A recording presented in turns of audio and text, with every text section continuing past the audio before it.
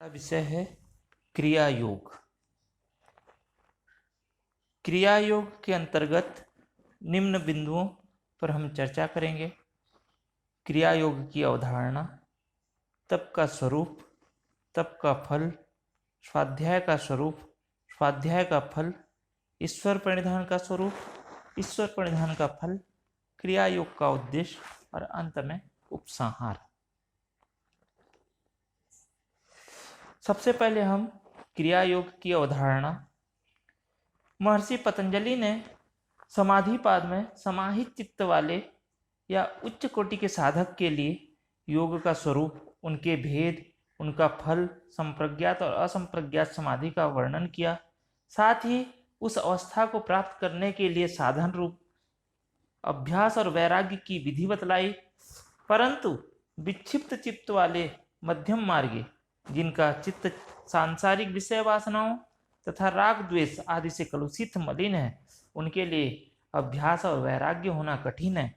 ऐसे योग साधकों का चित्त भी शुद्ध निर्मल होकर अभ्यास और वैराग्य की ओर अग्रसर हो, उसको करने के लायक स्थिति बने। चित्त की एकाग्रता के लिए उपाय के रूप में महर्षि पतंजलि ने योग सूत्र के दूसरे पाद में क्रिया योग की चर्चा की है। अतः चित्त की शुद्धि का सरल एवं उपयोगी उपाय के रूप में क्रिया योग का वर्णन किया है। क्रिया योग, स्वामी हरिहरानंद जी कहते हैं कि योग तथा चित्त की स्थिरता के उद्देश्य से जो क्रियाएं की जाती है या जो क्रियाएं या कर्म योग के गौण साधक हैं, वही क्रिया योग है। और इसके 3 भेद या प्रकार या अवस्थाएं हैं, जिसको हम तप, स्वाध्याय और ईश्वर प्रणिधान करते हैं। तो महर्षि पतंजलि ने कहा है, तपः स्वाध्याय ईश्वर प्रणिधानानि क्रिया योग। क्रिया योग के बारे में स्वामी विवेकानंद कहते हैं कि कर्म के सहारे योग की ओर बढ़ना ही क्रिया योग है।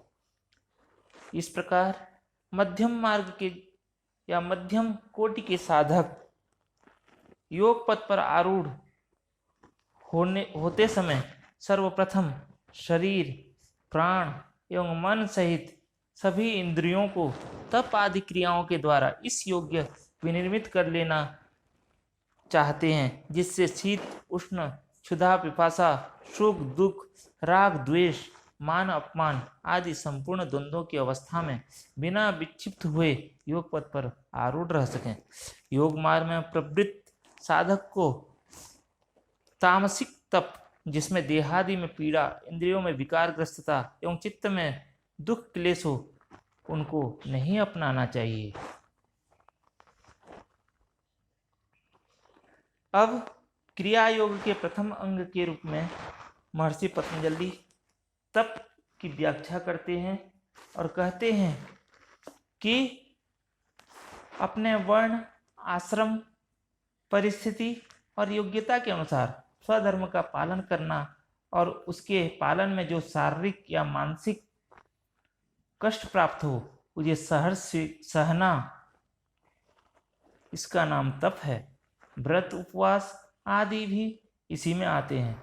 निष्काम भाव से इस तप का पालन करने से मनुष्य का अंतःकरण अनायास ही शुद्ध हो जाता है।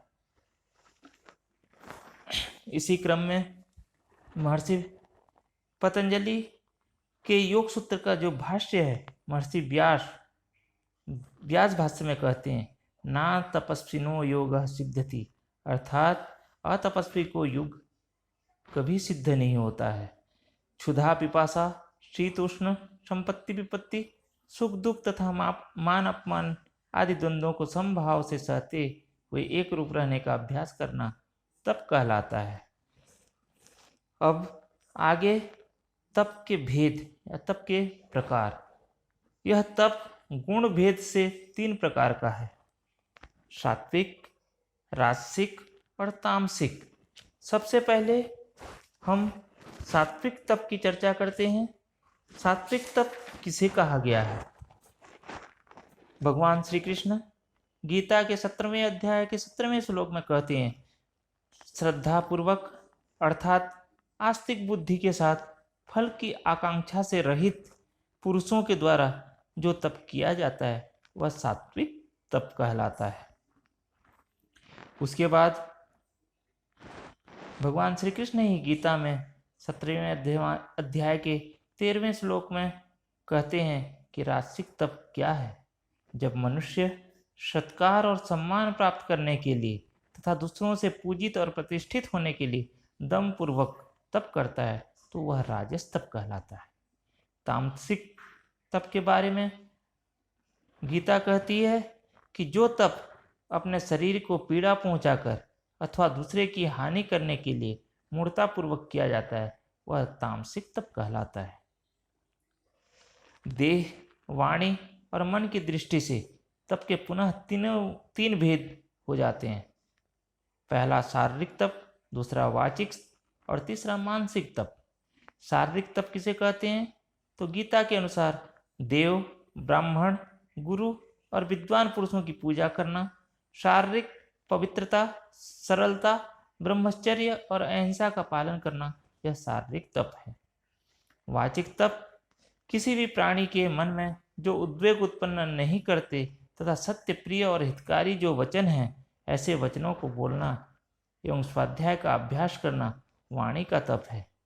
मानसिक तप मन का प्रसाद अर्थात मन की स्वच्छता का संपादन, सौम्यता अर्थात मुखादि को प्रसन्न करने वाली, अंतःकरण की शुद्ध वृत्ति, मौन अर्थात अंतःकरण का संयम, मन का निग्रह तथा भाव शुद्धि अर्थात दूसरों के साथ व्यवहार करने में छल कपट से रहित होना, यह मानस तप कहा गया है।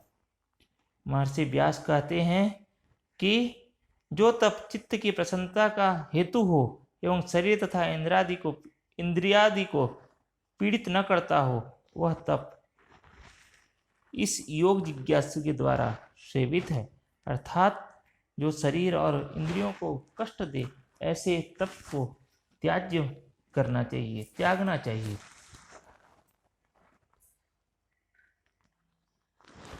अब महर्षि पतंजलि तप का फल बताते हैं और कहते हैं, काय इंद्रिय सिद्धिर शुद्धि क्षयात तपसः।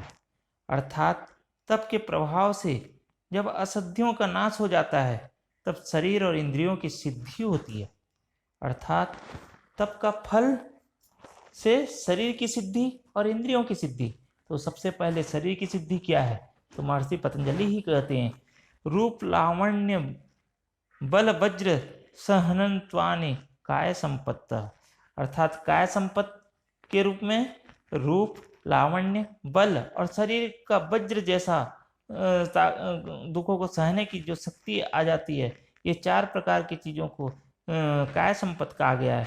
और ये 4 प्रकार की जो काय संपत्त हैं, यही शरीर की सिद्धि है। इंद्रियों की सिद्धि सूक्ष्म, दूरदेश और व्यवधान युक्त स्थान से में स्थित विषयों को देखना सुनना, अर्थात अतीन्द्रिय क्षमता, इंद्रियों के पार की क्षमता, जिससे इंद्रियों के बिना भी हम दूर की बातों को सुन सकें, दूर की चीज़ों को देख सकें, ऐसी क्षमता हमारी इंद्रियों में आ जाती है। यही तप का फल है। अब स्वाध्याय क्रिया योग का दूसरा साधन है। स्वाध्याय का अर्थ है परमात्मा के पवित्र नाम का जप तथा मोक्षोपयोगी शास्त्रों का अध्ययन। व्यास जी कहते हैं, स्वाध्यायः प्रणवादि पवित्राणाम जपो मोक्ष शास्त्राध्ययनम वाह। आचार्य पंडित श्री राम शर्मा के शब्दों में अपने जीवन की समीक्षात्मक अध्ययन ही स्वाध्याय है। जिस ज्ञान से स्वकर्तव्य अकर्तव्य का बोध हो, ऐसे वेद शास्त्र, उपनिषद, आध्यात्मिक पुरुषों का जीवन वृत्त आदि अध्ययन, मनन, चिंतन करना, शास्त्रोक्त निंदित कर्म का त्याग, परमात्मा के ओंकार या गायत्री मंत्र का जप करना भी स्वाध्याय के अंतर्गत आता है। गीता, उपनिषद, ब्रह्मसूत्र, विष्णु सहस्त्रनाम, महाभारत, रामायण आदि आध्यात्मिक ग्रंथों का निरंतर अध्ययन करना भी स्वाध्याय कहलाता है। ज्यों ज्यों साधक शास्त्रों के निकट जाता है, त्यों त्यों स्वाध्यायकर्ता के ज्ञान विज्ञान में वृद्धि होती है, उसकी बहिर्मुखता नष्ट होती है, उसको स्व का ज्ञान होता है। इस प्रकार यह ज्ञान योग के समतुल्य है। तब कर्म योग तथा ईश्वर प्रणिधान भक्ति योग का स्वरूप है।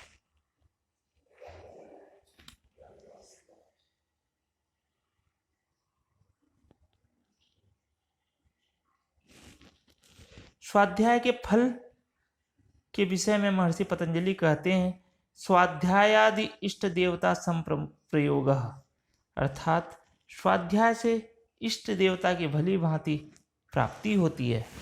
अर्थात जो भी दिव्य इष्ट हैं उनसे साधक का साक्षात्कार होता है। तीसरा जो ईश्वर प्रणिधान क्रिया योग का साधन है, महर्षि पतंजलि प्रथम पाद में कहते हैं ईश्वर प्रणिधानात्वा। इस सूत्र में ईश्वर प्रणिधान का जो अर्थ भाष्यकार ने किया था उससे कुछ विलक्षण अर्थ या क्रिया योग में ईश्वर प्रणिधान का है। वहाँ ईश्वर प्रणिधान भक्ति विशेष का द्योतक था। यहाँ इसके दो अर्थ भाष्यकार ने किए हैं। प्रथम अर्थ समस्त कर्मों का परम गुरु भगवान में समर्पण, और दूसरा अर्थ है फल की इच्छा का परित्याग करके कर्म करना। जैसे कि भगवान श्री कृष्ण ने गीता में कहा है, यत् करोति यत् स्नाति यत् जुहोसि ददासि यत् तपस्यसि कौन्तेय तत्कुरुस्व मदर्पणम। अर्थात हे अर्जुन, तू जो भी करता है, जो भी भोगता है, जो भी होम करता है, दान करता है अथवा जो भी तप करता है, वह सब मेरे को ही अर्पण कर दे।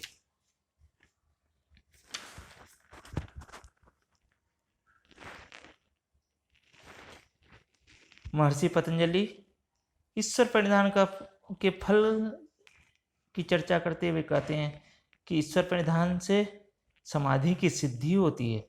समाधि सिद्धिर ईश्वर प्रणिधानात्, अर्थात ईश्वर प्रणिधान समाधि को सिद्ध करने का एक सशक्त माध्यम है। अंत में क्रिया योग का उद्देश्य, महर्षि पतंजलि ने क्रिया योग के दो उद्देश्य बताए हैं, प्रयोजन बताए हैं। सबसे पहले तो समाधि की उत्पत्ति और दूसरा क्लेशों का तनुकरण। समाधि भावनार्थ क्लेश तनुकरणार्थश्च, अर्थात तप स्वाध्याय तथा ईश्वर प्रणिधान रूप क्रिया योग का अच्छी प्रकार सेवन करने से समाधि की उत्पत्ति होती है और सारे जो पंच क्लेश अविद्यादि क्लेश हैं उनका तनुकरण होता है।